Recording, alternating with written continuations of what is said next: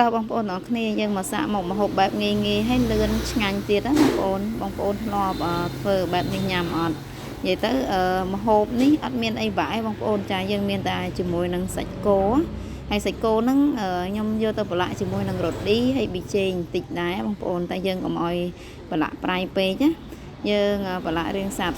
ចាបងប្អូនហើយយើងយកទៅអាំងហើយការអាំងហ្នឹងក៏អត់ឲ្យឆ្អិនពេកដែរបងប្អូនអរគ្នាតែបើសិនតែយើងអត់សូវចូលចិត្តឆៅពេកទេយើងអាំងមកល្មមតាមចំណូលចិត្តរបស់យើងមកបងប្អូនចា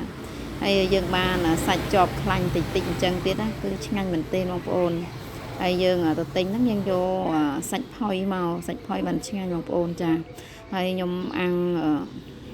មកសពបដែរហ្នឹងបងប្អូនអរគ្នាព្រោះអីយើងអាំងឆ្អិនពេកក៏អត់សូវឆ្ងាញ់ដែរនិយាយទៅ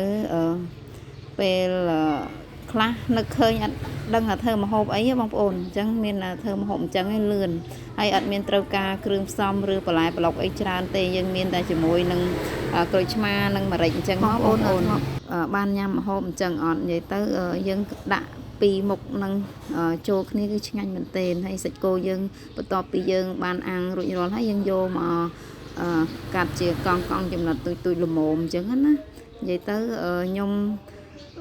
ចូលចិត្តធ្វើញ៉ាំដែរបងប្អូនដោយសារតាវាលឿនហើយមុខម្ហូបនេះឆ្ងាញ់ទៀតយើងត្រូវការតាម្រេចហើយនឹងក្រូចឆ្មាមកពេលយើងហាន់សាច់គោហើយយើងប្រឡាក់ដាក់ម្រេចហើយជាបាច់ក្រូចឆ្មាពីលើមកតែប៉ុណ្្នឹងគឺឆ្ងាញ់ជាតិមែនទេណាបងប្អូនចាហើយចំពោះសាច់គោយើងវិញដូចខ្ញុំនិយាយតាំងពីដើមអញ្ចឹងអត់សូវឲ្យប្រឡាក់ប្រៃពេកទេបងប្អូនអរគ្នាយើងដាក់តែរ៉ូឌីឡំហើយប៊ីចេងបន្តិចទៅតែប៉ុណ្្នឹងឆ្ងាញ់ហើយចាហើយសាច់ហ្នឹងគឺយើងរកយកអាសាច់ផុយណាហើយថ្ងៃនេះមិនមែនម្ហូបអីទេបងប្អូនហើយបានតែសាច់គោអាំងហ្នឹងឯងអត់បានធ្វើម្ហូបអីច្រើនមុខទេណាមួយរវល់ពេកបងប្អូនចា